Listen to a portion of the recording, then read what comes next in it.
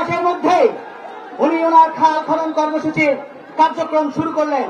আমরা অত্যন্ত সৌভাগ্যবান, বাংলাদেশে তার প্রথম কোন সফরে এ পর্যায়ে আজকে এই সমাবেশের খাল খনন কর্মসূচির প্রধান অতিথি বিএনপি চেয়ারম্যান ও গণপ্রজাতন্ত্রী বাংলাদেশ সরকারের প্রধান অতিথি জনাব তারেক রহমান খাল খননের মধ্য দিয়ে আজকে নির্বাচনী প্রতিশ্রুতি 1 মাসের মধ্যে উনি ওনার খাল খনন কর্মসূচির কার্যক্রম শুরু করলেন।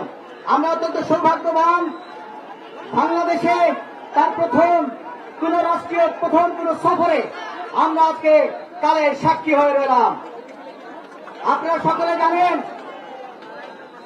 এই খাল খননের মধ্যে দিয়ে এবং দিনাজপুরের এই কাহারোল উপজেলায় তার আগমনের মধ্য দিয়ে আমরা যে দীর্ঘদিন ধরে এই জনপদ অবহেলিত, সেই অবহেলিত জনপদের ভাগ্য পরিবর্তনের জন্য আজকে আমাদের মাঝে উপস্থিত আমাদের এই বাংলাদেশের কে নতুন করে বাঁচতে শিখানোর নেতা, নতুন করে বাঁচতে শিখানোর কোন রাষ্ট্রনায়ক জনাব তারেক রহমান, গণপ্রজাতন্ত্রী বাংলাদেশ সরকারের মাননীয় প্রধানমন্ত্রী জনাব তারেক রহমান।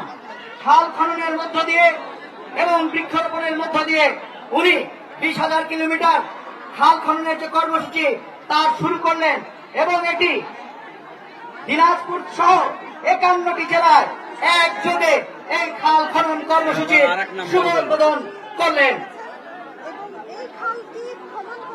আমাদের মাঝে উপস্থিত হয়েছেন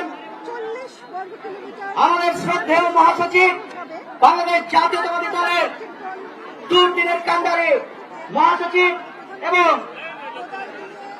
এলজিআরডির মন্ত্রণালয়ের মাননীয় মন্ত্রী জনাব মির্জা ফখরুল ইসলাম আলমগীর।